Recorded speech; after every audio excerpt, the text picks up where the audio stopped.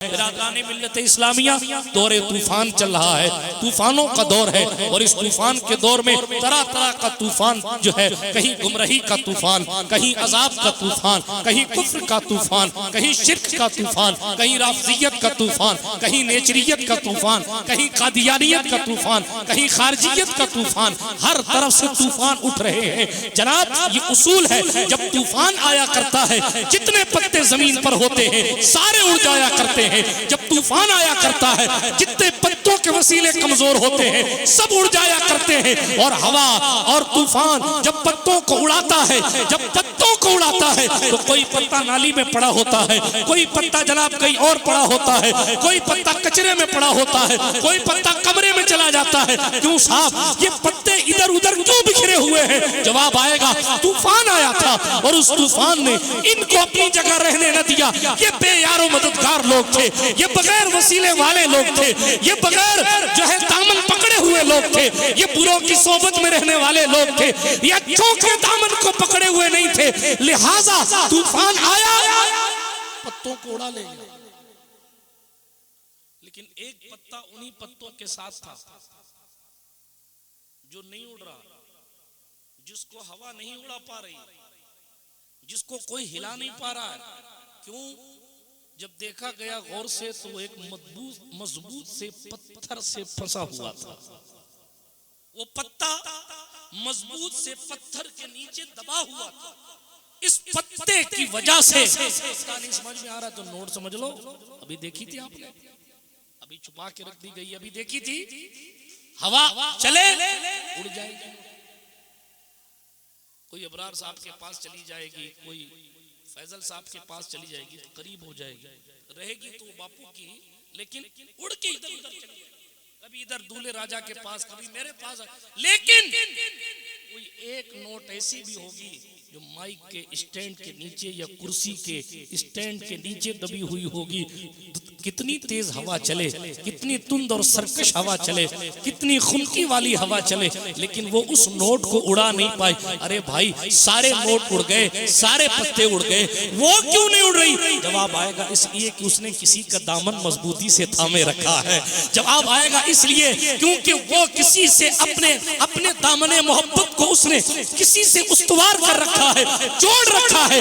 कोई माइक के स्टैंड के नीचे नोट आ जाए वो उड़ती नहीं है, पत्थर के नीचे कोई पत्ता आ जाए वो उड़ता नहीं है। क्यों? इसलिए कि उसने अपने सीने पर किसी और के नाम की मोहर लगा रखी है। कुरान ने इसीलिए कहा था, ईमान वालों डरो और सच्चों के साथ हो जाओ, ताकि जब तूफान गुमराही चले तो तुम्हारे वजूद के पत्ते को कोई हिला न सके, क्योंकि तुमने ख्वाजा खाजकान के दामन को मजबूती से पकड़ा। और बरोज़े क़यामत भी अगर हवाएं चले और जनाब हिसाबों किताब की कंडीशन हो तो कोई तुम्हारा दिल अगर उड़ना भी चाहे तो उड़ ना सके, क्योंकि पैगंबर अमन के कदमों से वफा तुम्हारी घुट्टी में थी। अहले सुन्नत के इमाम ने कहा, दिल बस खौफ से पत्ता सा उड़ा जाता है। अरे पल्ला हल्का सही लेकिन भारी है भरोसा तेरा। एक मैं क्या मेरे इसिया की हकीकत कितनी, मुझसे 100 लाख को काफी है इशारा।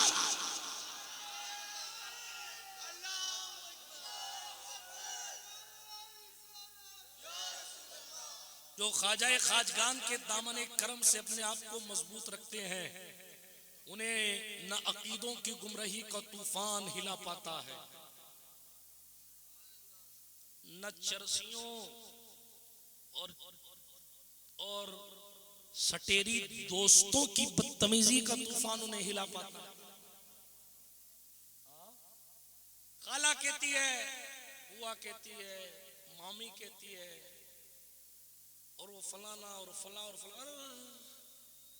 जलसे तो इंतकाल के टाइम होते बेटा, शादियों में कहाँ होते? शादी की महफिल में तू मिलाद कराएगा तो 40वें में क्या कराएगा? ये हाल है मुआशरे का। गलत कह रहा हूं मैं? आप डरते हो इसलिए हाँ धीरे से बोल रहे हो, मुझे नहीं डर लगता, आपको लगता होगा। करते ना लोग यही। अगर मैं इनको माइक देके भी पूछूंगा ना, हालांकि बेचारे की मुलाकात ही मेरी स्टेज पर हुई है, लेकिन अगर माइक दे के इनका दर्द पूछूं तो कई ऐसे जिनकी हो चुकी है वो अपना दर्द बयान करेंगे कि हाँ वाकई मेरी शादी के मौके पर भी हमारी फला रिश्तेदार ने ऐसा ही कहा था। हाँ, हमारे यहाँ जोधपुर में जाने दें क्या बात करूं, लेकिन कंडीशन ऐसी है, आपकी तो होनी बाकी है ना अभी। हाँ, कंडीशन ऐसी है, अल्लाह जल्दी करा दे, आमीन कह दीजिए। हाँ, वो फैजल भाई की भी बाकी है। हाँ, सारे गजल के शेर याद करने पड़ेंगे इनको, कलमा भी याद जल्दी से दोनों को कर लेनी चाहिए। तो दोनों को नहीं, जितने कुआरे हैं सबको करनी ही चाहिए जल्दी जल्दी। ये मेरा फैसला नहीं, ये हुजूर का फरमान है। अभी हदीस पढ़ी ना मैंने, हुजूर फरमाते हैं जिसने शादी की फक़द इस्तकमला निस्फुल ईमान, उसने आधा ईमान मुकम्मल कर लिया। गैर शादीशुदा 2 रकात पढ़ता है तो 2 रकात का सवाब मिलता है, शादीशुदा 2 पढ़ता है तो 70 रकात का सवाब। आप देख लो आप कितने वाला चाहिए आप। ये जामे सगीर की हदीस है, हवाला पढ़ के जा रहा हूँ, ये जामे सगीर की हदीस है, आप उठा के पढ़िए किताब। बात दूर नहीं चली जाए तो अर्ज क्या कर रहा था, ये भी एक तूफान होता है। दोस्त कहते हैं ये मत कर, ये कर। दोस्त कहते हैं अरे अरे क्या जलसे की बात करता है यार, वो तो तीजे में होता है। अभी तो अपने धूम से करेंगे शादी, और धूम क्या चीज है उनकी निगाह में, डांस। वो धूम है, पटाखे वो धूम है। खुदा जाने ये कचरों वाला सिस्टम कहां से आ गया। मुझ पे भी कचरा फेंकने वाले थे, अल्लाह का शुक्र है मैं बच गया। क्या ये इस्तकबाल है? ये तो कचरे हैं। आप जाके कंपनियों से पूछिए, जो लोग ये बनाते हैं ना इस किस्म के पटाखे, उनसे जाके पूछिए। ये कई कई जगह का कचरा जमा करते हैं, फिर उसका कतरन बनाते हैं और फिर उसको डब्बे में पैक कर देते हैं। आदमी उसको पैसा दे के खरीदता है। आप जमीन पे गिरा हुआ कागज उठा के किसी सर पे फेंकेंगे ना तो भाग यहाँ से बदतमीज कहीं का, और उसी को आप अगर डब्बे में पैक कर दें तो इस्तकबाल का जरिया बन जाएंगे। नहीं, इस्तकबाल का जरिया, इस्तकबाल का तरीका हमारे सरकार ने फरमाया, आने वाले को जो सरकार ने जो दीन दिया, आने वाले को मरहबा कहो, ये इस्तकबाल है। आने वाले को सलाम करो, ये इस्तकबाल है। मोहब्बत से खड़े हो जाओ, मोहब्बत में, जरूरी नहीं है क़याम भी फर्ज नहीं है। हाँ, ये और मसला है। अगर किसी जलसे में कोई किसी के लिए खड़ा नहीं हो तो वो समझता हो ला हौल वला कुव्वत, ये गुस्ताख है, बदतमीज है, झूठा है। ऐसा कुछ नहीं है। बल्कि एक हदीस सुनाऊं, हमारे सरकार तो सहाबा से फरमाया करते थे, हुजूर सहाबा से फरमाया करते थे, ला तक़ूमू ली, मेरे लिए खड़े मत हो। ये हदीस है, जिसके तलवों को जिब्रील चूमते हैं, उनकी इनकिसारी का लेवल ये है, मेरे लिए खड़े मत हो। लफड़ा ये हुआ कि हमारे पड़ोसियों ने, पड़ोसी से समझते 24 नंबरी, पड़ोसियों ने देखो देखो जो किसी के लिए खड़ा होना जायज नहीं है, किसी के लिए खड़ा होना जायज नहीं है। हमने कहा अगली हदीस तूने पढ़ी नहीं। वो भी क्लियर कर दूं, अल्लाह के रसूल सल्लल्लाहु अलैहि वसल्लम ने एक कबीले को देखा, उस कबीले के सरदार आए ना तो कबीले का कोई बंदा खड़ा नहीं हो। हुजूर ने फरमाया क़ूमू लिसय्यदिकुम, अपने सैयद के लिए खड़े हो जाओ, अपने सरदार के लिए खड़े हो जाओ। अब बताइए, हुजूर किसी एक कबीले के सरदार की इज्जत करना सिखा रहे हैं कि कबीले का सरदार आ जावे तो खड़े हो जाया करो। तो इसीलिए आशिकों ने कहा, ये हुजूर ने इनकिसारी के तौर पर फरमाया था, मेरे लिए खड़े मत हुआ करो, वरना हुजूर ने तरीका तो ये बताया था, जो कबीले का सरदार उसके लिए खड़े हो जाया करो। अरे जब कबीले के सरदार के लिए खड़ा होने का हुक्म मुस्तफा दे रहे हैं तो दो जहां के सरदार के लिए खड़े होने का, दो जहां के सरदार के लिए खड़े होने की शान ही अलग है। मौजू बदल ना जाए, लेकिन अर्ज क्या कर रहा था, ये जो बातें होती है ना, ये सोहबत की वजह से होती है। हाँ, और आगे बढ़ जाऊं, हमारी बेटियां जो भाग रही है ना, मैंने जहां तक तहकीक की है, माफ कीजिएगा जुमला कड़वा हो, 70 से 80% बेटियां सहेलियों की बदमाशियों की वजह से भाग रही। सहेलियों का हिस्सा उसमें रहता है, चाहे वो रिश्तेदार हो या ना हो। हमारा जवान नशा करना कहां से सीख रहा है? बंबई से नहीं सीख के आता। बुरी सोहबत उसको बिगाड़ती है, बुरे दोस्तों का साथ उसको बिगाड़ता है। हमारे बच्चे जुआरी कैसे हो रहे हैं? ऑनलाइन जुए खेलना वो कहां से सीख रहे हैं? यूट्यूब का गलत इस्तेमाल वो कहां से सीख रहे हैं, आंखों में बेहयाई वो कहां से ला रहे हैं। ये सब बुरी सोहबत, बुरी संगत का असर है। चोर की सोहबत में रहने वाला चोर बनता है, और वली की सोहबत में चोर भी आ जाए तो कुतुब बन जाएगा। आलिम की सोहबत में रहने वाले को दीन सीखने का जज्बा पैदा होता है, और वकील की सोहबत में रहने वाले को झूठ बोलने का शौक पैदा होता है। वो जोर से हक कहा आपने, कहीं ना कहीं का दिल जला मसला रहा होगा। तवज्जो है, ये सच्चाई है, ये सच्चाई है। नाजिम के साथ रहने वाले शख्स को शेर कहने का की तड़प और उसका शौक पैदा होता है। भी छठा कलमा पूछ लिया जाए तो शौक दब जाएगा। इसलिए गुजारूं, जरा सा दीन की तरफ तवज्जो करें। नात मनक़बत हमारी मोहब्बत, हमारे दिल की मोहब्बत में इजाफा का जरिया है। मगर एक कड़वा जुमला कहूं, शेर सुनाकर आप इंजीनियर मिर्जा का जवाब नहीं दे सकते। शेर सुनाकर आपको डॉक्टर असरार और प्रोफेसर फलाना और फलाना और फलाना का जवाब नहीं मिलेगा। हमारी अगली नस्ल अगर आपसे कनेक्ट रहेगी तो जो शेर पढ़ा है उस शेर पर हदीस भी याद करो, जो शेर सुना है उस शेर पर हदीस तलाश करो, जो शेर सुना है, जो हुजूर का शेर सुना है, अल्लाह अकबर, आपने शेर सुना, वाह क्या जूदो करम है, शहे फतहा तेरा, नहीं सुनता ही नहीं मांगने वाला तेरा। अरे क्या कहना चाहते हो? जवाब आएगा। इमाम तबरानी ने अपनी किताब में यह हदीस लिखी है, मेरे मौला अली फरमाते हैं, इमामुल मशारिक वल मगारिब मतलूब कुल्ल तालिब मज़हरुल अजाइब वल गराइब हल्लालुल मुश्किलात वल नवाइब हा गालिब अला कुल्ल गालिब अमीरुल मोमिनीन मौलाल मुस्लिमीन खलीफतुल मुस्लिमीन मौला अली बिन अबू तालिब करमल्लाहु तआला वजुल करीम रावी है। फरमाते हैं मेरे सरकार की शान ये थी, हुजूर से जब कोई कुछ मांगता तो हुजूर उसको दे देते थे, ना देना होता तो हुजूर चुप हो जाते थे, ना नहीं कहते थे, ना नहीं कहते। तो ये मिसरा फकत मिसरा नहीं है, ये तबरानी की हदीस है, नहीं सुनता ही नहीं मांगने वाला। बात समझ आई? बात समझ आई? हाँ, इसलिए अपने आप को जरा सा इल्म दीन की तरफ लाई, और उसके लिए हर नात की महफिल में एक खतीब रखा कीजिए। जरूरी नहीं है कि जोधपुर से, पाली से या जनाबे वाला कहीं और से आप बड़े ही खतीब को बुलाओ, नहीं। मेरा कहना यह है कि आप दीन का पैगाम मुदल्लल अंदाज में आने वाले सामीन को जरूर सुनो। 10 मिनट ही सही, 5 मिनट ही सही, बल्कि मैं तो नातखां हज़रात से भी अर्ज किया करता हूँ कि आप ही कोई हदीस सुना दिया कीजिए, कोई बात कर दिया कीजिए ऐसी जिससे इनकलाब बपा हो जाए, ताकि आपकी शोहरत और मकबूलियत ये जरिया बन जाए जिंदगी में इनकलाब का। बहुत दूर बात नहीं ले जाता, क्योंकि कल 8 नवंबर था, आज 9 नवंबर है, इसलिए तेजी के साथ आगे बढ़ता हूँ और बात को इख्तिताम की सरहदों तक लेकर जाता हूँ। अर्ज ये कर रहा था, ये जो बुराई हमारे मुआशरे में फैलती है, ये जो गंदी फिक्र और ये जो बुरी फिक्र और ये नाच, ये गाना, ये अय्याशी, ये नंगापन, ये उरियानियत, ये चरस, ये गांजा, ये एमडी फेमडी, ये बदनिगाही, ये बुराई, ये बुरे ख्यालात, ये फिक्रों की बालिदगी, ये सारी चीजें सोहबत की वजह से आती है। सोहबत अच्छी होती है तो बंदा अच्छा हो जाता। बल्कि और आगे बढ़ जाऊं,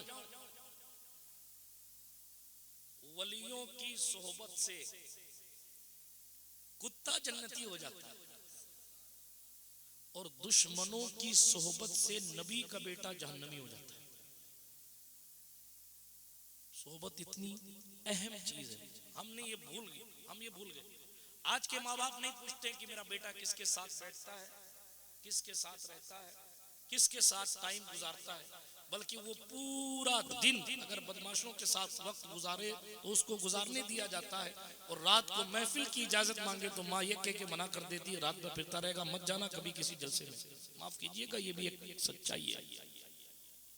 और वो दिन में क्या गुल खिला रहा था वो आपको नहीं पता,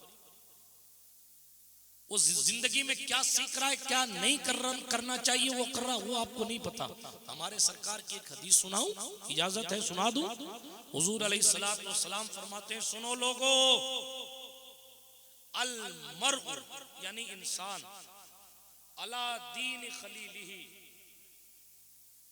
फलयंजुर अहदुकुम मन युखालिलहु औ कमा क़ाल अलैहिस्सलातु वस्सलाम।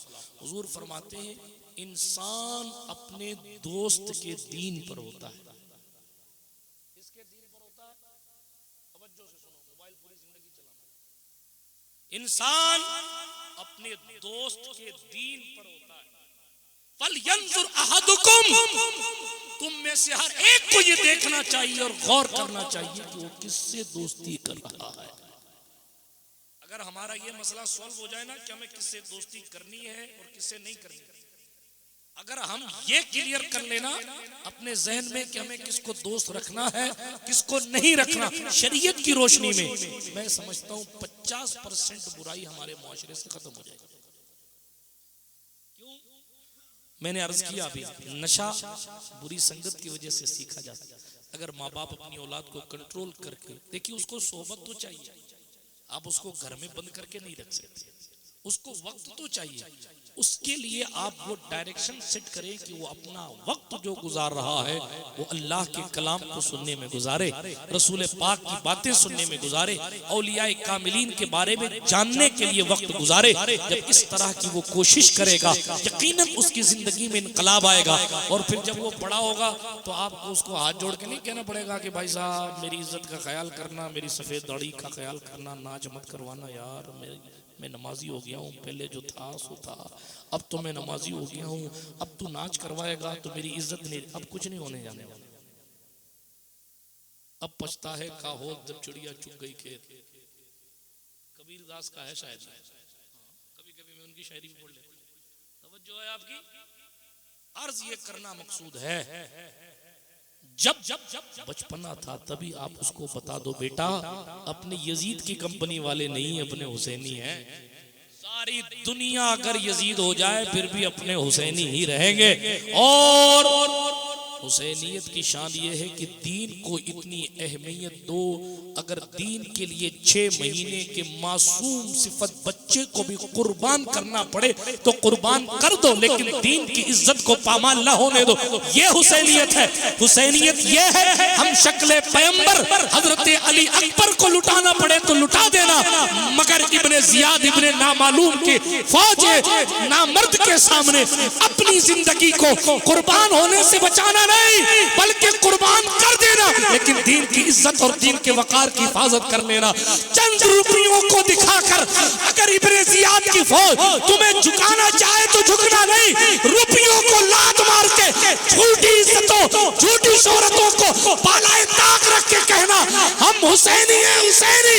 जुल्म बेशक मजीद हो जाए, बच्चा बच्चा शहीद हो जाए, हम हुसैनी थे, हुसैनी ही रहेंगे चाहे सारी दुनिया यजीद हो।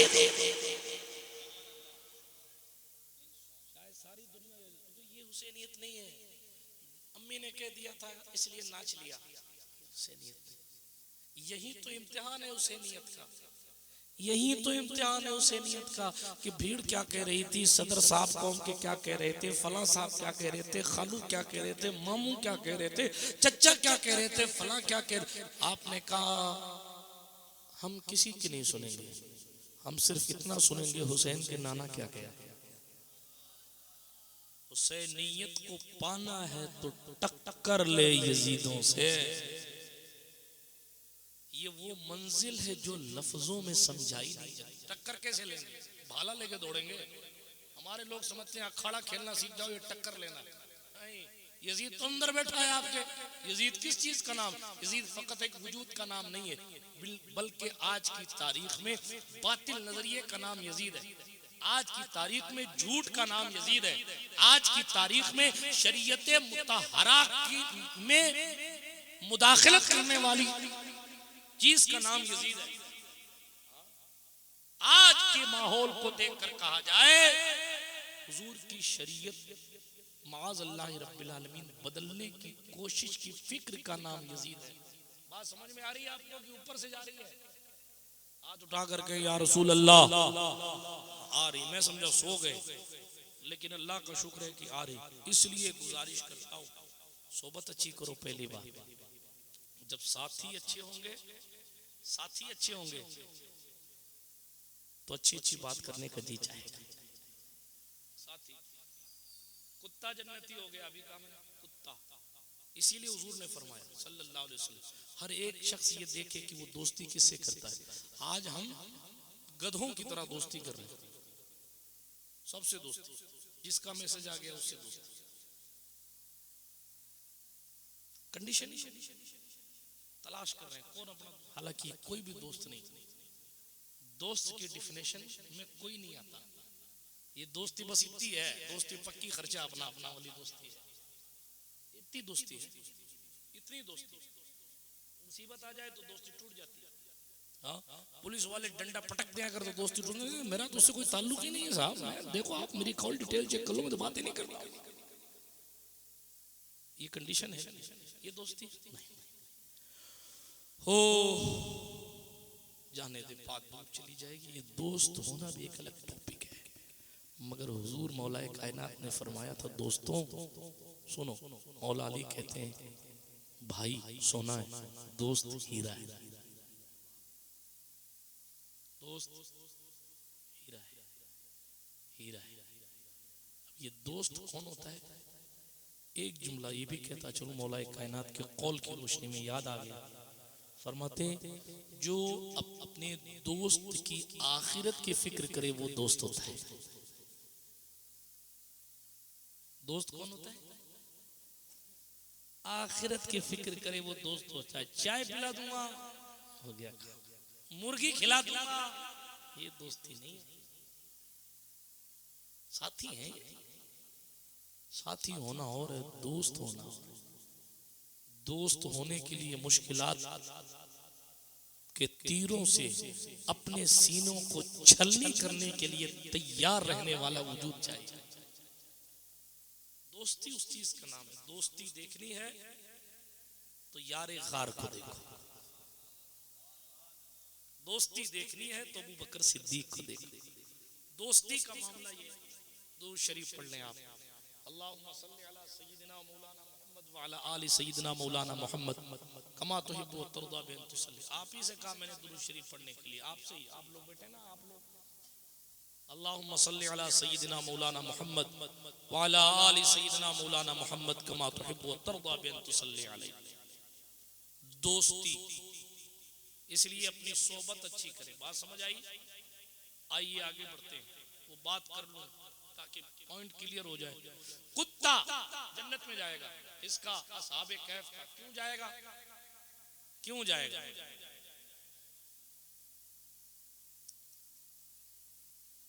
ये भी कहीं जाएगा। दुरूद शरीफ पढ़े, अल्लाहुम्मा सल्ली अला, याद है दुरूद शरीफ तो पढ़ते क्यों नहीं? दुरूद पढ़ो, अल्लाहुम्मा सल्ली अला सय्यिदिना मौलाना मुहम्मद व अला आलि सय्यिदिना मौलाना मुहम्मदिन अदद मा फी इल्मिल्लाहि सलातन दाइमतन बिदवामी मुल्किल्लाह। तवज्जो,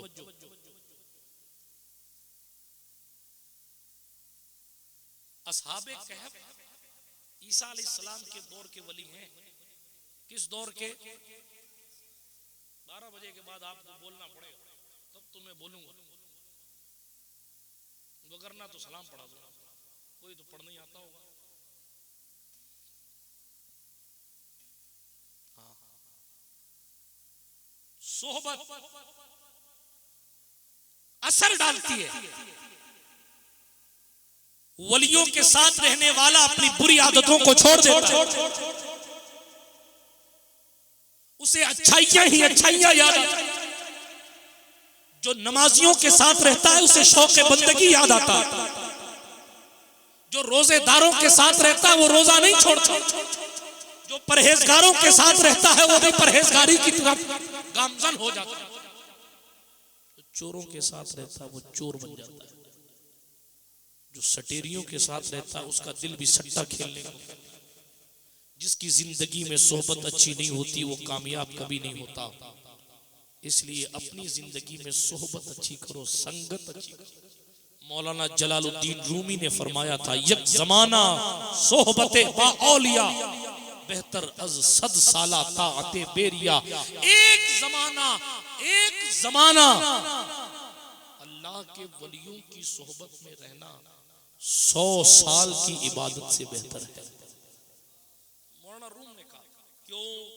इसलिए कि बंदा इबादत करेगा, एक बार सजदा करेगा, बंदा वलियों की सोबत में रहेगा, जिंदगी भर सजदा करने वाला बन जाएगा। बात समझ आ रही है आपको? असहाबे कैफ का किस्सा आज पढ़ देता हूं। ये कौन है? कौन है? हजरत ईसा अलैहिस्सलाम के इंतकाल के बाद, नहीं, हजरत ईसा अलैहिस्सलाम के, अस्तगफिरुल्लाह, हजरत ईसा अलैहिस्सलाम के इस दुनिया से आसमान की तरफ जाने के बाद ईसाइयत में तब्दीली हो गई बहुत सारी। मेरी माए बहनें भी गौर से सुने, उनके लिए कोई फरिश्ता तकरीर करने नहीं आएगा, उनको भी मेरी तकरीर सुननी है।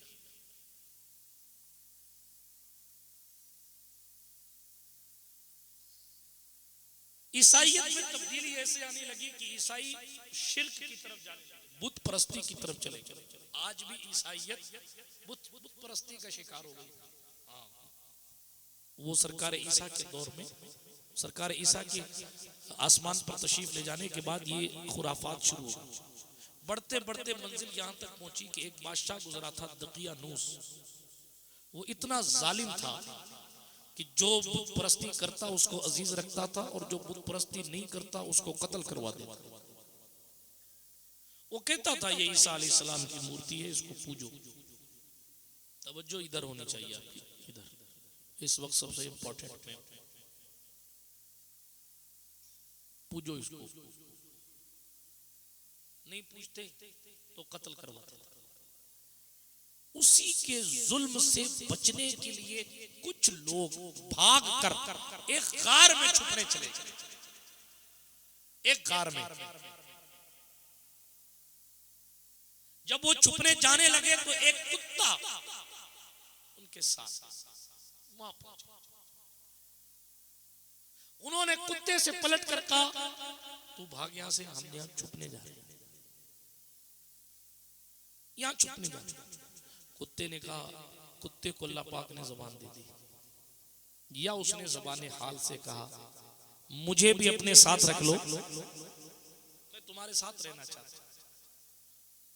असहाबे कहफ, कहफ का माना गार, उन गार में छुपने जाने वाले लोगों ने कहा, नहीं हम तुझे अपने साथ नहीं रख सकते, इसलिए कि तेरी सिफत भौंकना है।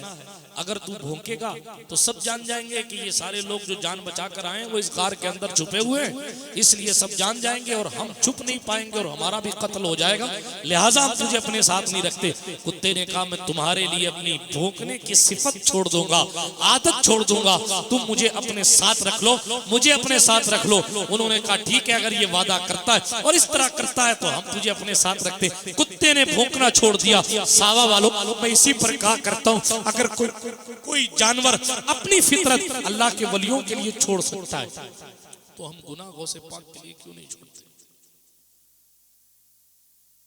हम गुनाह गरीब नवाज के लिए क्यों नहीं छोड़ते? हम क्यों नहीं बुराइयों को मुस्तफा जान रहमत अलैहिस्सलातु वस्सलाम की मोहब्बत में छोड़ते? हम क्यों नहीं मुस्तफा जान रहमत सल्लल्लाहु अलैहि वसल्लम की नाफरमानियों को छोड़ते? नहीं छोड़ते, नहीं छोड़ते। पता चला जब हम छोड़ते नहीं तो हमारा कुछ पता नहीं, हमारा अंजाम कुछ पता। उस कुत्ते को देखिए, कुत्ते और उसकी किस्मत को देखिए और रश्क कीजिए। उस कुत्ते ने अपना भौंकने वाला सिस्टम, भौंकने की आदत छोड़ दी, इसी वजह से वो उनके साथ रहने लगा। अल्लाह पाक ने उन पर नींद तारी फरमा दी। इधर लोगों को पता चला कि भाई वो कुछ लोग यहाँ इस गार के अंदर थोड़ा अंदर छुपे हुए, छुप गए। तो उसने कहा कि इसकी दीवार चुन दो, दीवार, ताकि अंदर ही मर जाए। ये भी एक तरीके से कत्ल होगा, सांस आएगी नहीं, हवा आएगी नहीं, बात चलेगी नहीं, चंद दिन में मर जाएंगे। खाना कहाँ खाएंगे, पानी कहाँ पिएंगे, गार में पैक हो जाएंगे, खत्म। बाहर दीवार का ऑर्डर हुकूमत ने जारी कर दिया, लेकिन जिस बंदे को दीवार बनाने का काम दिया गया, यूं कह लें ठेका दिया गया, वो बड़ा नेक दिल आदमी था। उसने दीवार तो बनाई, लेकिन उसने एक तख्ती लिख दी तांबे पर, और उस तख्ती में लिखा, ये इतने लोग गार के अंदर हैं, ये अपना ईमान बचाने के लिए दकियानूस से बचकर आए हैं और यहाँ दकियानूस के ऑर्डर से दीवार बनाई जा रही है। इस तरह पूरा वाकया लिखकर तांबे की तख्ती पर उसने एक संदूक के अंदर पैक किया और उसी जगह उसको गाड़ दिया, यानी खड्डे में रख दिया और दीवार उसको तैयार दीवार कर दी। अब उसके बाद इधर अल्लाह पाक ने उन अल्लाह वालों पर, उन असहाबे कहफ पर नींद तारी फरमा दी। वो 300 प्लस साल तक सोते ही रहे, तकरीबन 309 कमो बेश साल तक वो सोते रहे, सोते ही रहे, सोते ही रहे, सोते रहे। उनके सोने की शान भी कुरान ने बयान फरमाई है। उनके साथ अल्लाह अकबर, कुरान ने उनके साथ रहने वाले कुत्ते के बारे में फरमाया, वक़ल्बुहुम बासितुन ज़िराइहि बिल वसील। उनका कुत्ता उनकी वो गार है, उसके दरवाजे पर अपने पांव फैलाए हुए बैठा है। खुदा की शान देखें, कुत्ता बैठा कैसे है, ये खुदा कुरान में बयान कर रहा है। कितमीर उसका नाम है। कुरान मुकद्दस ने कितमीर नाम कुरान में लिया। अब आप जरा गौर करो, सावा वालों जरा तवज्जो करो, आप निस्बत लोग हैं, गौर फरमाइएगा बिलखुसूस इस बात पर। अर्ज क्या कर रहा था, कोई कुत्ता अगर वलियों के लिए फना हो जाए, अल्लाह अकबर, तो उस कुत्ते का नाम कुरान में आता है। आप किसी को मजलिस में कुत्ता कह दो, लोग आपको तकरीर करने नहीं बुलाएंगे। मौलाना आपको तमीज नहीं है, आपको बात करने का अदब नहीं है, आप होंगे पीर साहब सही कह, लेकिन आप लोगों को कुत्ता कह रहे, आपको शऊर नहीं। आप मस्जिद में लफ्ज़ कुत्ता इस्तेमाल कर दीजिए, लोग आपकी इमामत छीन लेंगे, आप इमामत के लायक नहीं, आपको बोलने का तरीका नहीं है। मगर एक कुत्ता ऐसा भी है कि जनाब देवबंदी हो कि कादियानी हो, इधर वाला हो कि उधर वाला हो, नमाज में खड़ा हो रहा है और उस कुत्ते के बैठने का भी तस्करा कर रहा है, उस कुत्ते का नाम भी ले रहा है, उस कुत्ते का तस्करा भी कर रहा है। इबादत अल्लाह की, तिलावत कलामुल्लाह की और जिक्र उस कुत्ते का हो रहा है। या अल्लाह, उस कुत्ते ने तहज्जुद के सजदे तो ना अदा किए थे, या अल्लाह उस कुत्ते ने नेकियां तो ना की थी, उस कुत्ते का, वो कुत्ता शरीयत का मुकल्लफ तो ना था, वो तो लोगों की खिदमत ना करता था, वो तो अच्छाइयां ना करता था, वो तो दुरूद ना पढ़ता था, वो तो कोई नेक काम ना करता था, फिर उसका नाम कुरान में जवाब आएगा। इसलिए उसने वलियों की सोहबत इख्तियार की है, उस सोहबत की बरकत से उसका नाम आज कुरान में है और कल उसे जन्नत में डाला जाएगा। सावा वालों, कोई वलियों के लिए अपनी बुराइयां छोड़ दे तो उसका नाम कुरान मिलाकर उसे जन्नत में डाला जाएगा। और तो कोई इस दुनिया में बैठकर हुसैन इब्न अली के लिए गाने बाजे की बातों को बरतरफ करके हुजूर का मिलाद सजा कर कहे, सुना है आप हर आशिक के घर तशरीफ लाते हैं, हमारी इस महफिल में भी हो जाए चरा।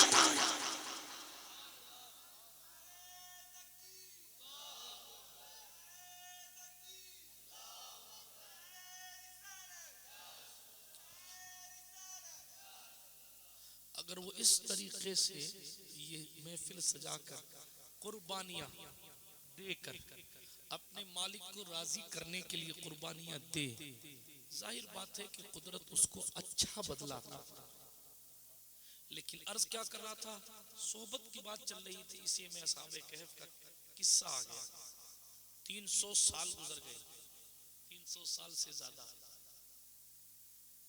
इधर जो माहौल था ना, बादशाह बदलता रहा, बदलते रहे, हुकूमत ईसाइयों की ही रही, लेकिन बादशाह बदलते रहे।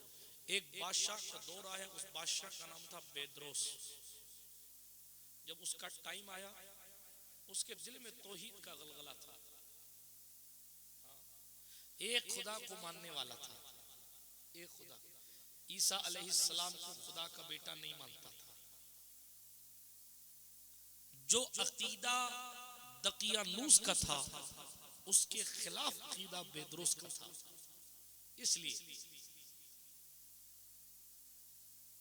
अब जब हालात बदले तो कुछ लोग ऐसे भी हो गए जिन्होंने कहा मरने के बाद जिंदा होने पर हमें यकीन नहीं है, माज़अल्लाह। इस तरह के मामला जब हुए तो बादशाह परेशान हुआ और बादशाह ने सजदे में सर रखकर अपने रब्बिल लम यज़ल से अर्ज किया, मेरे अल्लाह, मेरी कौम को तबाह होने से बचा ले, कोई ऐसी दलील अता फरमा दे जिससे मैं दिखा सकूं कि हाँ मरने के बाद जिंदा बंदा हो सकता है। बोलो ना सुभान अल्लाह। मरने के बाद जिंदा हो सकता है, इस पर कोई दलील मिल जाए। परेशान था, परेशान।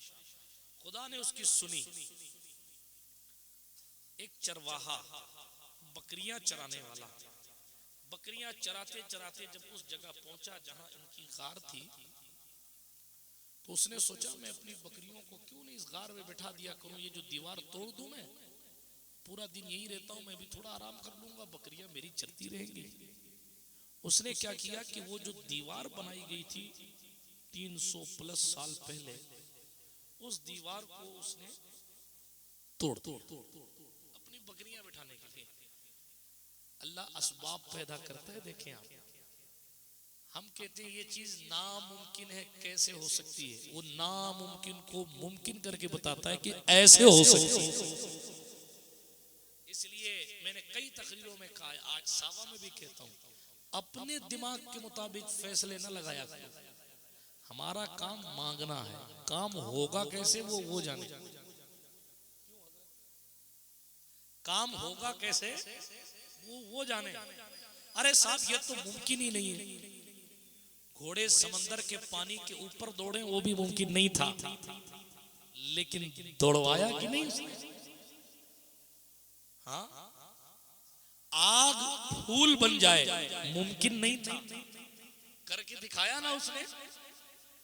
बगैर बाप के औलाद पैदा होना मुमकिन नहीं था, ईसा पैदा करके दिखाया उसने।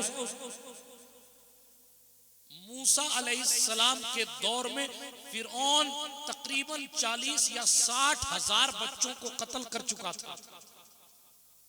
मूसा को फिरौन ही से पलवा के दिखाया। इसलिए उसकी लामहदूद कुदरत को देखकर उससे मांगा करो। ये ना सोचा करो मैं ये मंजिल कैसे पाऊंगा, ये इम्तिहान में कैसे कामयाब होऊंगा। यहाँ के कुछ नहीं, ये असबाब के कैदी हम हैं। हुआ अला कुल्ली शैइन कदीर, वो हर चीज पर कादिर, जब चाहे जैसे चाहे जो चाहे कर सकता। समझ आई? कैंसर वालों को भी शिफा देता है, ट्यूमर वालों को भी शिफा देता है, और चाहता है तो अच्छे भले लोगों को मौत दे देता है। बात बहुत दूर न चली जाए, तेजी के साथ आगे बढ़ता हूं। मेरा जो वक्त दिया हुआ था पूरा हुआ चाहता है, तेजी के साथ आगे बढ़ता हूं। सुन रहे हैं आप? किस्सा सुना रहा हूं आपको असहाबे कहफ का, गार वालों का। 309 साल या उससे ज्यादा कम उठने के बाद जैसे दीवार टूटी, खुदा ने ऐसी हैबत तारी की उस चरवाहे के ऊपर कि भाग गया हो, बकरियां लेके भाग गया। भाग तो गया, लेकिन दीवार टूट गई। दीवार टूट गई तो उनकी नींद खुल गई। उसी वक्त खुली या उसके बाद खुली, खुदा जाने, खुल गई। और आपकी नींद खुलने का कुछ इंतजाम अलग किया गया। सारी तवज्जो चाय पे होगी तो हमारी बात पर क्या तवज्जो, क्या आता हो चाय की बात।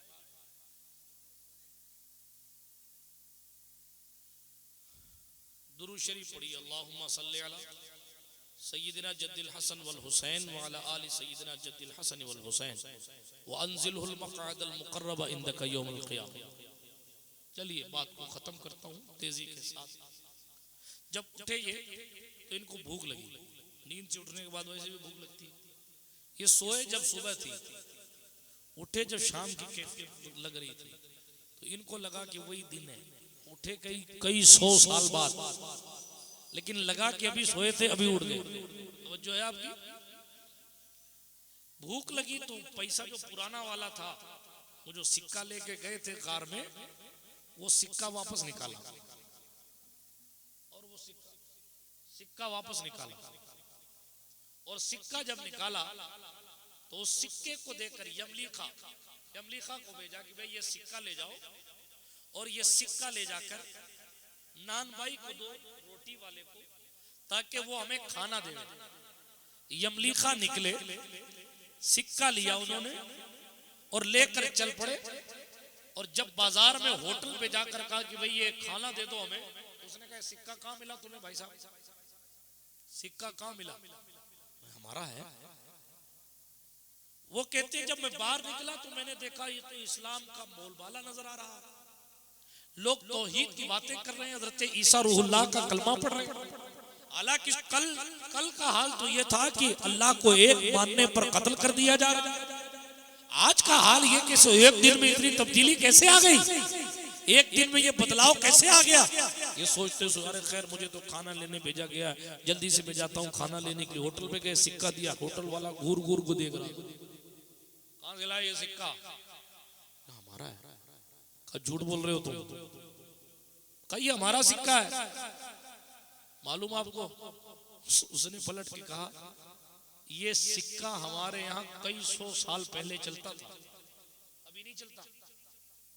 तुम्हारी उम्र अभी जवान है, तुम जवान हो, और ये सिक्का हमारे यहाँ कई 100 साल पहले चलता था। इसका मतलब तुम्हारे हाथ कोई खजाना लगा, और उस खजाने में पुराने सिक्के तुम्हारे हाथ लगे। वो कहते अरे भाई दकियानूस से बचकर हम कल ही तो गए थे गार में। कौन दकियानूस? हम नहीं जानते दकियानूस को।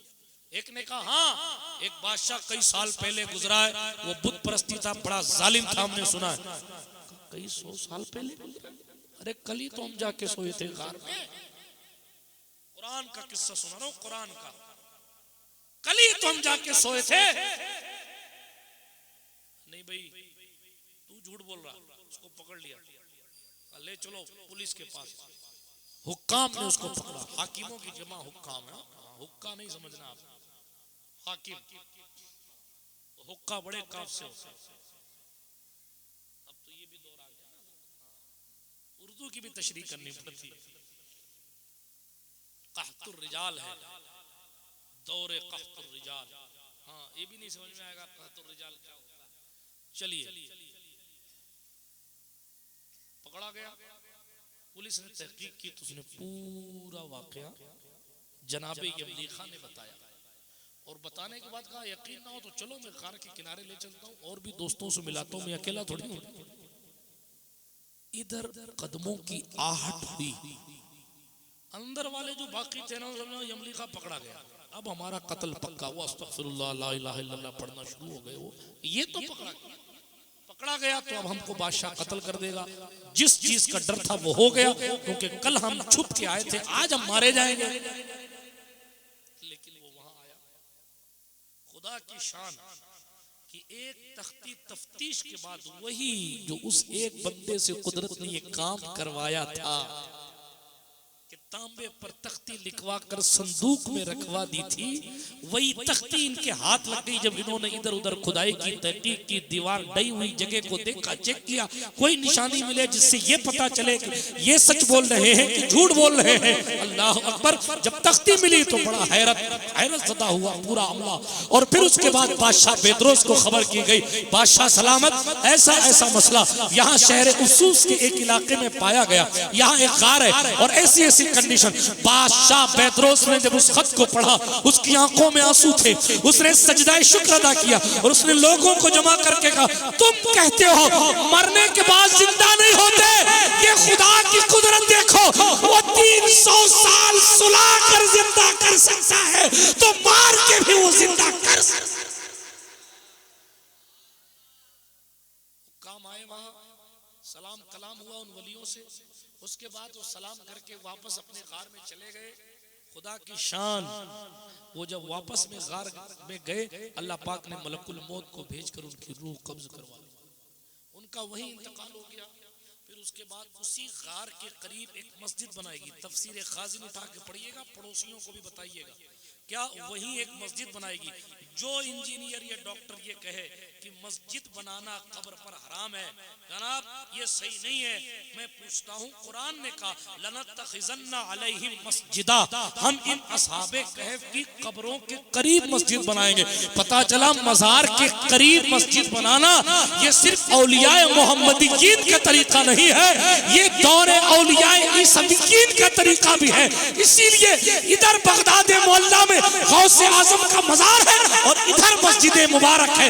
इधर अजमेर मोहल्ला में इधर गरीब नवाज का मजार है, इधर शाहजहानी मस्जिद है, इधर संदली मस्जिद है, इधर औलिया मस्जिद है, इधर सुल्तान अशरफ का मजार है, इधर औलिया मस्जिद मस्जिद है, इधर अलाउद्दीन साबिर कलियरी का मजार है, सामने जनाबे वाला साबरी मस्जिद है। आप जिस जिस वली के मजार पर जाए, कमो बेश हर बड़े वली के मजार के करीब आपको मस्जिद नजर आएगी। और मस्जिद वलियों के करीब हम जानबूझ के बनाते हैं ताकि इधर से सजदों की लज्जत मिले और उधर सजदा करके सुभान रब्बियल आला की तस्बीह पढ़े। किसी ने अली मौला से पूछा था, कभी खुदा देखा है? मेरे मालिक मेरे अली ने फरमाया था, अली उस वक्त तक सर सजदे से उठाता नहीं है जब तक कि खुदा देखे।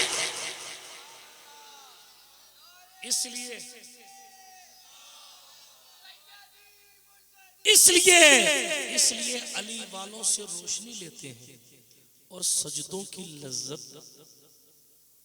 बहरहाल एक दलील पेश करी कि मस्जिद के करीब, कब्र के करीब मस्जिद बनाना ये तो कुरान से साबित है। ठीक, आगे चलिए फिर तफसीर खाजिन, जहां तक मेरा नाकिस मुताला है, ये भी लिखा है, ये भी उस बादशाह ने एक दिन फिक्स किया। क्या किया?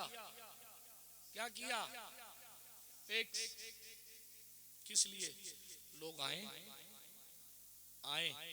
और ईद की तरह आए और इन अल्लाह वालों को सलाम करने आए। यही तो उर्स है, यही तो उर्स है जो हुजूर के पैदा होने से पहले ही शुरू है। असहाबे कहफ। उर्स में क्या होता है? एक फिक्स दिन लोग पहुंचते हैं। उर्स में जो गैर शरई रस्में उसके जिम्मेदार उलमाए सुन्नत नहीं है ना। हम तो बेसिस की दलील दे सकते हैं, बुनियाद की दलील दे सकते हैं। ये बुनियाद है, ये उर्स की बुनियाद है। दिन फिक्स भी किया जाता, उस दिन हाजिरी भी होती। और ये सरकार मुस्तफ़ा करीम अलैहिस्सलाम ने खुद शोहदाए उहद के लिए भी किया था। किसी उर्स में आऊंगा कहीं तो बताऊंगा। अभी तो इनके उरूस में आया हूं। उरूस दूल्हे को भी कहते, उरूस शादी को भी कहते, उरूस दुल्हन को भी कहते। तवज्जो है आपकी? नहीं है तवज्जो? तवज्जो का माना है, समझ में आता है आपको? यानी मेरी सुन रहे हैं आप? ये असहाबे कहफ का किस्सा था, लेकिन वो याद क्यों आया आज कई दिनों बाद? इसलिए याद आया, सोबत कुत्ता साथ रहा वलियों के, जन्नत में जाएगा कल। पलटिए थोड़ा सा ऊपर आइए, हजरत नूह अलैहिस्सलाम का जमाना है। अल्लाह के नबी हजरत नूह तकरीबन 950 साल आपकी उम्र थी। कितनी? इसीलिए कई बार दुआ की जाती है, अल्लाह फला को उम्र नूह अता फरमाए। क्यों? 950 साल, 50 कम 1000 साल। ठीक है, लेकिन आपने दीन की तबलीग की तो 100 लोग भी मुसलमान नहीं हुए। ऐसी बदबख्त कौम थी, कम नसीब नहीं। वाकया नहीं पड़ता, शॉर्ट में अर्ज करते हैं, मुख्तसर। अल्लाह पाक ने फरमाया, नूह तुम्हारी कौम पर अजाब आएगा, तुम कश्ती बना लो। कश्ती समझते हैं आप लोग? अरे सुभान अल्लाह, वही समझ गए बिल्कुल। उस दौर में उस इलाके में कश्ती का कोई वजूद नहीं था। ठीक है, कोई वजूद नहीं था, वो समझते नहीं थे कश्ती क्या होती। दूर दूर तक पानी नहीं था। तो हजरत नूह अलैहिस्सलाम जब बनाते थे कश्ती तो लोग उनका मजाक उड़ाते थे, नूह को देखो क्या हो गया। हजरत नूह ने कश्ती खुद बनाई, इसीलिए लकड़ी का काम करना नूह अलैहिस्सलाम की सुन्नत है। जिसको खरादी का काम कहते हैं, कारपेंटर का भी कहते हैं शायद, ऐसा कुछ। मैं अरबी कम, वो अंग्रेजी कम जानता हूँ, समझ गए ना आप? लकड़ी वाला काम। हजरत सरकार नूह अलैहिस्सलाम ने कश्ती बनाई। वाकया बड़ा लंबा है, कश्ती बनाने के दौरान का किस्सा वगैरह कुरान की तफसीर में लिखा हुआ है और कई किताबें भी इस पर लिखी हुई हैं। मैं उस डिटेल में नहीं जाता, सिर्फ इतना अर्ज करता हूँ, हजरत नूह अलैहिस्सलाम के दौर में तूफान आया। अल्लाह ने फरमा रखा था, नूह फला जगह वो एक गुड़िया का तंदूर है। तंदूर तो समझते ही होंगे, तंदूर नहीं समझेंगे तो फिर क्या? तंदूर जिसमें रोटी पकाई जाए, वहां से पानी निकलना शुरू होगा। सुनिएगा गौर से, कुरान पढ़ रहा हूं, पहला किस्सा भी कुरान से था, ये भी कुरान की तफसीर से। इसीलिए मैंने शुरू में कहा कुरान पढ़ा करो, आप नहीं थे उस वक्त। हाँ, मैंने कहा शेर याद करो तो शेर की दलील भी याद करो, खाली मुशायरे मत किया करो, इसलिए कि बगैर तकरीर के जलसा नहीं मुशायरा होता, बगैर तकरीर के जलसा नहीं होता, मुशायरा होता। इसलिए मुशायरे अपनी जगह ठीक है, लेकिन हुजूर के नाम की महफिल सजे तो हुजूर के दीन की बात नसर में भी बयान किया करो, ताकि लोगों को दीन समझ में आए, सिर्फ चस्के तक बात ना रहे। कई लोग तो महफिलों को जहनी अय्याशी का अड्डा समझते हैं, जुमले सख्त लगे तो मुझे जाएंगे थोड़ा सा फिर के मूड फ्रेश करके आ जाए। ये मूड फ्रेश करने की महफिल नहीं होती साहब, ये अपने अकीदे को रिफ्रेश करने की महफिल, अपने दीन को सीखने की महफिल। बात को बहुत दूर नहीं ले जाते, किस्सा शॉर्ट करूं इख्तिसार के साथ। सबको ये नसीहत है, किसी एक को नहीं। कोई नाराज ना हो, और होवे तो मुझे कोई फर्क नहीं पड़ता, इसलिए कि मैं रसूल गिरामी वक़ार अलैहिस्सलाम के पैगाम की बात कर रहा हूं। मेरे अपने अमल से कोई नाराज होता है तो मैं उससे माफी मांगू, लेकिन अगर कोई इस तरह की बातों से नाराज होता है तो जाहिर सी बात है, काहे की माफी और काहे की नाराजगी। तुम तुम्हारे रास्ते, हम हमारे रास्ते। इसलिए कि सच्चाई सिर्फ इतनी है, सच्चाई सिर्फ इतनी है, हमें तो सुर्ख रूह होना है आका की निगाहों में। जमाने का है क्या नासिर, भला जाने बुरा जाने, जमाना कुछ भी कहे, दीवाने जान दे देंगे मगर दामन न छोड़ेंगे तुम्हारा या रसूल। तूफान आया, तंदूर से पानी निकला, फरमाया गया था तंदूर से पानी निकलेगा और वो पानी पूरी दुनिया में फैल जाएगा, पूरी दुनिया पानी पानी हो जाएगी। वही लोग बचेंगे जो तुम्हारी कश्ती में होंगे। इसलिए बड़ी सी कश्ती तैयार करी। बहुत डिटेल है कि शान की कश्ती थी, किस तरह के तख्ते थे, किस तरह हजरत नूह अलैहिस्सलाम ने तबके तबके के हिसाब से किसी में जानवर को, किसी में किसको, किसी में किसको, किसी में किसको रखा हुआ था। वो भी बहुत डिटेल और तफसील है, मैं उस डिटेल में नहीं जाता। सिर्फ इतना आपको अर्ज करता हूँ, चूंकि यहाँ इसी की जरूरत इस मौजू को टच करते हुए है कि सरकार नूह अलैहिस्सलाम का एक बेटा था किनआन। क्या नाम था? हजरत नूह को अल्लाह पाक ने फरमाया था जिसको बचाना हो उसको कश्ती में सवार कर लेना। जो तुम्हारी कश्ती में नहीं बैठेगा बच नहीं सकता, कोई सूरत नहीं उसके बचने की। वो ये सोचे पेड़ पकड़ लूंगा बच जाऊंगा, पहाड़ पे चढ़ जाऊंगा बच जाऊंगा, वो ये समझे कि मैं यूं कर लूंगा बच जाऊंगा, यूं कुछ भी काम हीला नहीं आएगा। वो बच सकता नहीं, बचेगा वही जो तुम्हारी कश्ती में सवार होगा। उसके अलावा कोई पेड़, कोई पहाड़, कोई पत्थर, कोई टुकड़ा उसको बचा नहीं पाएगा। वही बचेगा जो तुम्हारी कश्ती में सवार होगा। बात समझ आई? इसीलिए हुजूर ने अहले बैत की मिसाल कश्ती नूह से दी है और फरमाया है सुनो, जो ये मेरे अहले बैत हैं ये कश्ती नूह की तरह है।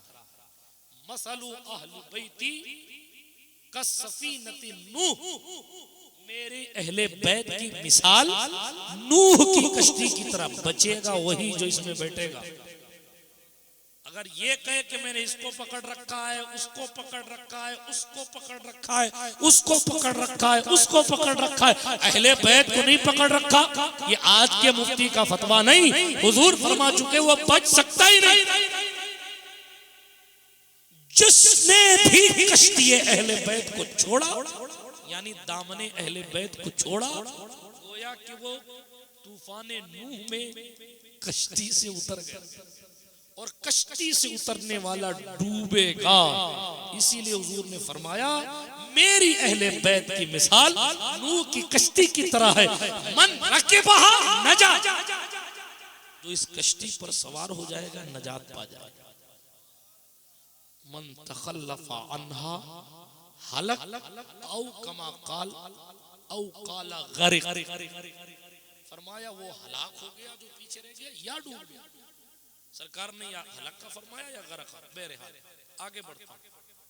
ये हदीस शरीफ बीच में आ गई अहले बैत के हवाले से, लेकिन बताना सिर्फ इतना कि वही बच सकता था तो उस कश्ती के अंदर होता। ठीक है, नूह अलैहिस्सलातु वस्सलाम जब तूफान आया तो कश्ती में बैठ गए, लोगों से कहते बैठ जाओ, जल्दी बैठ जाओ, तो कोई नहीं बचा। हजरत नूह का एक बेटा था, कौन था?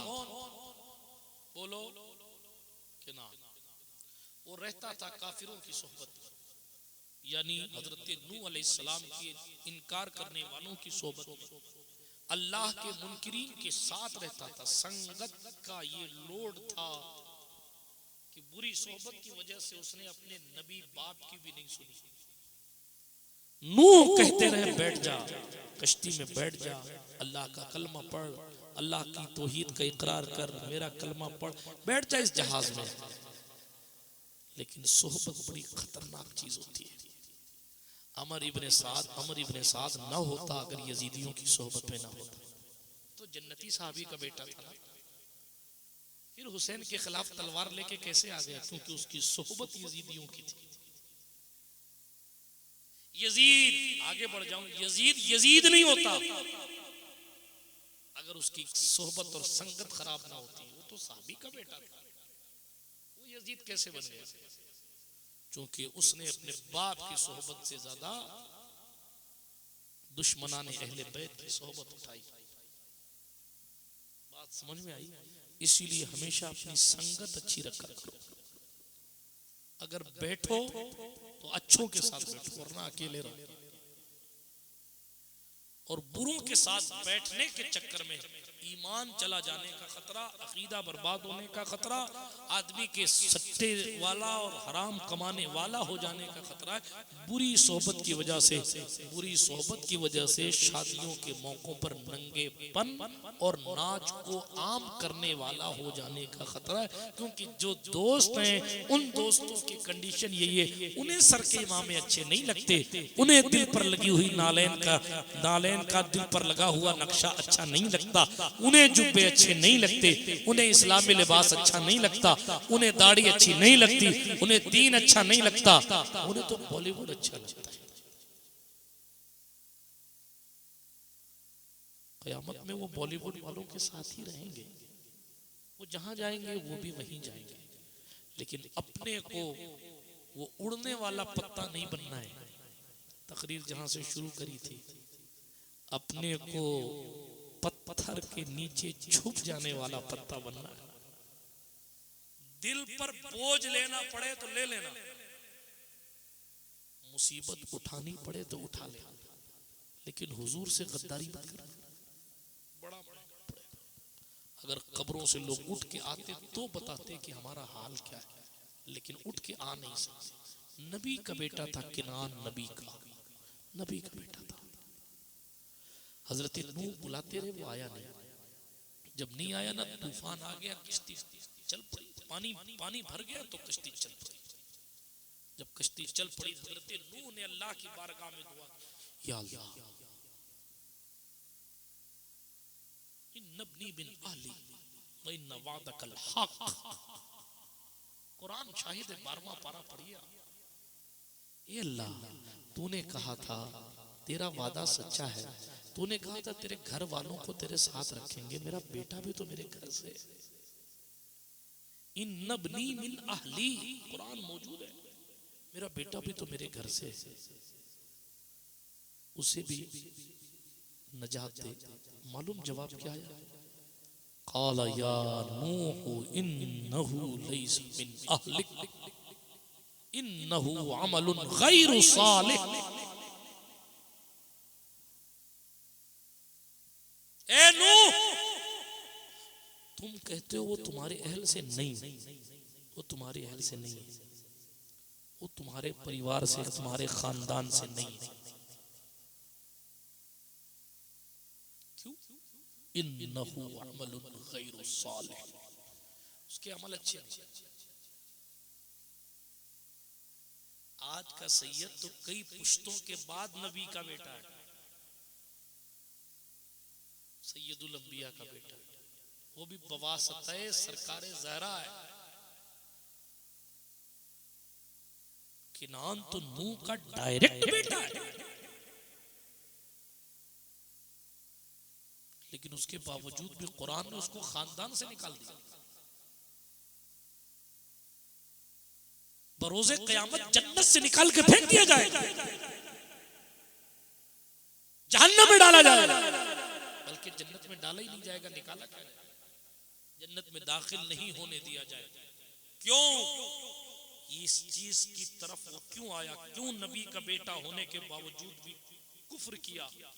चूंकि उसने नूह की सोहबत से ज्यादा, अपने बाप के साथ बैठने से ज्यादा अपने बाप के गद्दारों को टाइम दिया। नतीजा निगाहों के सामने तूफान में डूब गया, जमीन पर डूब गया, कयामत में जहन्नम में डूब गया। इसलिए दोस्तों, अपनी सोहबत और अपनी संगत अच्छी। बात तकरीर समझ में आ रही है? कुछ नहीं आ रही है? जब सोहबत अच्छी होगी, साथ बैठने वाले अच्छे होंगे, तो उन्हें हाथ पांव जोड़ के समझाना नहीं पड़ेगा, बेटा शादियों के मौकों पर नाच नहीं किए जाते। उन्हें खुद समझ में आ जाएगा कि शादियों के मौकों पर जिसकी सुन्नत है उसी की बात की जाती है। हुजूर की सुन्नत है, और जो कम ज़र्फ ये कहें कि जलसा तो डीजे पे होता है, तो पलट कर उसको ये कहा जा सकता है कि नहीं साहब, आपकी शादी में अगर डीजे बजता है तो आपके जनाजे पर भी डीजे बजना चाहिए। आगे आगे डीजे बजता रहे, पीछे पीछे जनाजा चलता रहे। आपके 40वें में भी फिर कुरान क्यों पढ़ते? क्यों मदरसे के बच्चों को तलाश कर मौलवियों को फोन कर करके परेशान? मौलवी साहब 5 बच्चे भेज दो, 10 बच्चे भेज दो, 11 बच्चे भेज दो। मौलवी साहब नहीं, छुट्टी चल रही है अभी कोई। अरे अल्लाह का वास्ता भेज दो यार। क्यों भाई? डीजे बजा, डीजे पैसा खर्चा कर, वो खड़े हैं बैंड वाले, ला तेरे घर के दरवाजे बजा। नहीं साहब, एक बात कहूं, जब अमल लिखा जा रहा था, जब अमल लिख रहे थे फरिश्ते, तब तो तू नाच रहा था और नाच करवा रहा था। अब फरिश्तों ने अमल लिखना बंद कर दिया। अब कह रहा कुरान पढ़ो, सूरह फातिहा पढ़ो, मुल साहब सुलाद रब्बिन नास पढ़ दो, तुम फलाना पढ़ो, दुरूद शरीफ पढ़ दो, फलाना पढ़ो।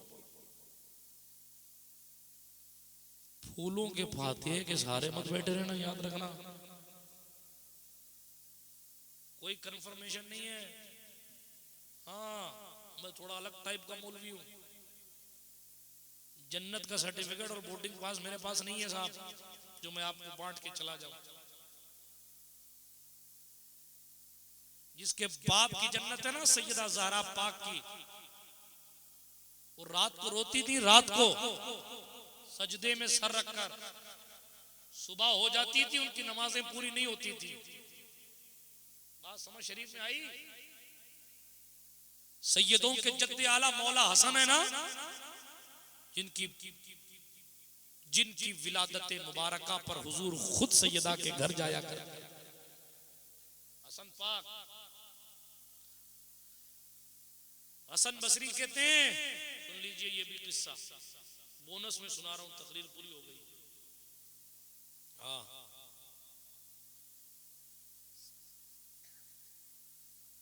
इमाम हसन बसरी कहते हैं, इमाम हसन बसरी बहुत बड़े अल्लाह वाले, अपनी सोबत से कईयों को बदल दे वो अल्लाह वाला।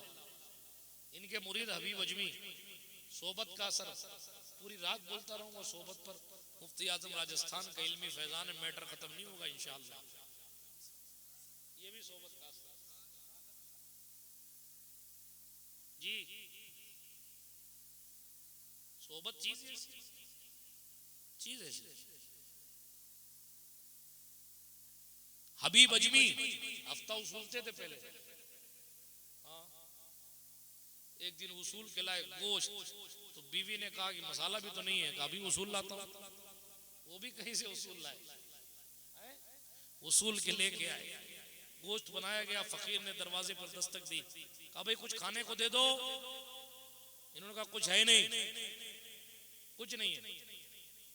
फकीर चला गया। बीवी ने जब खोला ना ढकना तो वो सारा गोश्त खून बन गया। होम मिनिस्टर ने डांटते हुए कहा, हबीब कब तक लोगों का खून चूस चूस कर खाना खिलाओ? दिल पे लगी। पूछा अल्लाह वाला कौन? का हसन बसरी का दौर है। बोलो सुभान अल्लाह। राबिया बसरिया का दौर। हम इस्लामी रिश्तों की माए बहनें समझती हैं कि नमाज पढ़ना सिर्फ मर्दों का काम है। हजरत राबिया 24 घंटे में 1000 रकात नमाज पढ़ती थी। ये एक रकात भी ना पढ़ने वाली किस मुंह से जन्नत में जाएगी? हम तो घर का काम कर रहे थे, तो अल्लाह का काम नहीं करना कुछ आपको। बच्चे ने पेशाब कर दिया है, वो घर का छींटा लग गया, ये सब फरिश्ते नहीं सुनेंगे, बहुत मारेंगे, अल्लाह जानता है, बहुत मारेंगे। अल्लाह ने फरिश्तों को ना मर्द बनाया ना औरत बनाया, इसीलिए जो फरिश्ता मर्दों का हिसाब लेगा ना वही तुम्हारा भी लेगा। हमने तो आज तक नहीं पढ़ा मर्दों के लिए मलकुल मौत कोई और है और औरतों के लिए मलकुल मौत कोई और है। आपने कहीं पढ़ा हो तो बताइए। हमने तो एक ही मलकुल मौत पढ़ा है और उसी का सारा डिपार्टमेंट है। इसलिए ये लूले लंगड़े बहाने मत टिकाया करो कि शौहर सुन लेगा, फरिश्ते नहीं सुनेंगे। राबिया चौथी बेटी थी अपने बाप की, सांवली रंग की थी, इसीलिए आपका नाम राबिया रखा गया। और इतने गरीब घर की थी, इतने गरीब घर की कि आप जब पैदा हुई तो आपके घर में चिराग जलाने के लिए भी तेल नहीं था जी। और आपके वालिद इतने शरीफ थे, जब आपकी माँ ने कहा कि जाओ पड़ोसी से तेल मांग लाओ, हजरत राबिया के वालिद ने ये अपने आप से वादा कर रखा था, अल्लाह के सिवा किसी से कुछ नहीं मांगूंगा। खुदा की कसम क्या लोग थे, नहीं मांगूंगा, मांगूंगा ही नहीं। बीवी ने कहा जाओ लेके आओ, वो पड़ोस के दरवाजे पर गए, यूं हाथ रखा, वापस चले आए। यूं हाथ रखने से तो कोई दरवाजा खोलेगा नहीं, ऐसे हाथ रखा, वापस चले आए और कहा कि पड़ोसी, झूठ तो बोलना नहीं था, कहा पड़ोसी ने दरवाजा खोला नहीं। ये नहीं कहा मैंने खटखटाया था, ये कहा पड़ोसी ने दरवाजा मांगा नहीं। बहुत किस्से हैं, फिर कभी इस पर सुनाऊंगा। लेकिन सोहबत से जानवरों में भी तब्दीली आ जाती जी। मखदूम अशरफ की बिल्ली सोहबत की वजह से होशियार हुई थी। हजरत सैयद सिराजुद्दीन बुखारी शाह आलम, सोहबत की वजह से उनका तोता हाफिज कुरान। ये सब सोहबत का असर है। गौस पाक की चौखट का कुत्ता सोहबत की वजह से शेर को फाड़ने की जिसारत कर पाया था। सोहबत, इसलिए अपनी संगत अच्छी कीजिए, करेंगे इंशाअल्लाह। शेख सिर्री सिख्ती रज़ी अल्लाह ताला, वो बोनस वाला किस्सा फिर कभी सुनाऊंगा, अभी बोनस खत्म। अब ये सुना देता हूँ शॉर्ट और बात को खत्म करता हूँ। हजरत शेख सिर्री सिख्ती, हाँ क्या क्या सुनाऊं क्या छोड़ूं, सोहबत चीज ऐसी है, सुभान अल्लाह। फुज़ैल इब्ने अयाज को सोहबत ने बदल। और ये कौन है आप कहेंगे किनके नाम ले रहे हैं? हबीब अजमीरी, गौस पाक के मशाइख में आते हैं। गौस पाक का शजरा उठा के पढ़िए, उसमें हबीब अजमी का नाम आया, उसमें फुज़ैल इब्ने अयाज का नाम आया। एक बात बताइए, हफ्ता उसूली करने वाला तौबा करके हबीब अजमी बन सकता है, तो साहबा वाले तौबा करके अल्लाह वाले क्यों नहीं बन सकते? डकैती करते थे फुज़ैल इब्ने अयाज, आज ख्वाजा फुज़ैल इब्ने अयाज इब्राहिम अदहम के पीर हैं, इब्राहिम इब्ने अदहम के पीर। ओहो, कल का डाकू आज गौसे पाक के मशाइख में उसका नाम बिशर हाफी। कौन है? शराब का ठेका लगाते थे, शराब। बिशर इब्ने हारिस अल हाफी, अभी बगदाद शरीफ गया था तो इनकी चौखट पर भी हाजिरी का शरफ हासिल हुआ। हज़रत बिशर हाफी नंगे पैर चलते थे, नंगे पैर चलते थे। कल शराब का ठेका लगाने वाला तौबा करके अल्लाह वाला बना, मालूम कहां तक पहुंचा? नंगे पैर चलते थे। किसी ने कहा नंगे पैर क्यों चलते हैं? कहा अल्लाह ने कुरान में फरमाया ना, वल अर्ज़ फरशनाहा, जमीन को हमने बिछौना बनाया। बादशाह अगर कोई कारपेट बिछाता है तो तुम उस पर चप्पल पहनकर नहीं चलते, अल्लाह की बिछाई हुई जमीन पर चप्पल पहन के क्यों चलो? जाने दो बातें बहुत दूर तक जाएंगी, लेकिन ये सोबत का असर है, सोबत का। फरमाया कैसे कैसे कैसे मैं चप्पल पहन के चलूं, नहीं चलता, चप्पल पहन नहीं चलता, मुझे हया आती है अपने अल्लाह पाक से। मालूम है क्या मंजिल मिली? मालूम है? अल्लाह अकबर। जब हजरत बिशर हाफी ने जब से ये कहकर कि अल्लाह का बिछाया हुआ ये फर्श है, लिहाजा मैं इस पर चप्पल पहनकर नहीं चलता, हजरत बिशर हाफी ने जब से चप्पल उतार कर चलना पसंद फरमाया, उनकी तारीख में लिखा है उसके बाद से कंडीशन ये हुई मोहतरम कि कोई भी जानवर सड़क पर नजासत नहीं करता था, कोई भी जानवर सड़क पर गंदगी नहीं करता था। एक साहब के जानवर ने सड़क पर गंदगी की तो उन्होंने कहा लगता है बिशर हाफी इंतकाल कर गए क्या, क्यों नहीं करता था गंदगी? अल्लाह ने जानवरों को भी गोया कि ये फिक्र दे दी थी, मेरा एक महबूब बंदा नंगे पैर रोड पर चलता है तो तुम उसके पाँव में नजासत मत लगाना, लिहाजा रोड पर कोई जानवर कोई चौपाया भी गंदगी नहीं करता था। ये बिशर हाफी की शान। लेकिन कल क्या आज क्या, समझाना सिर्फ इतना है, जहां से बात शुरू हुई थी वहीं पे खत्म करता हूँ।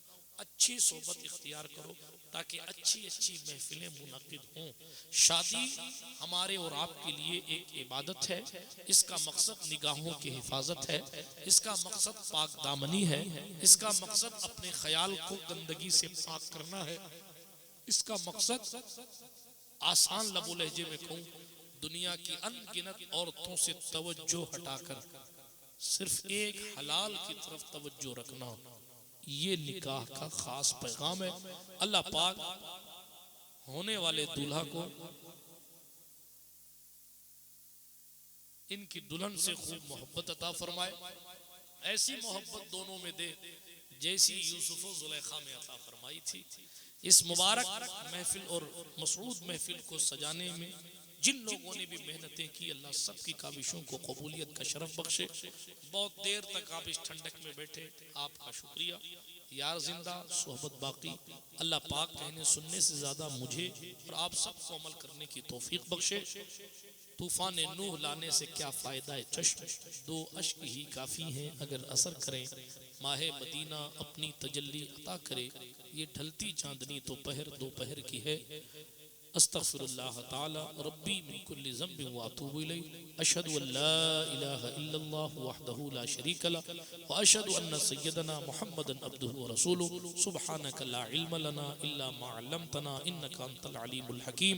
व आखिरु दावाना अनिल हम्दुलिल्लाहि रब्बिल आलमीन। अस्सलामु अलैकुम व रहमतुल्लाह।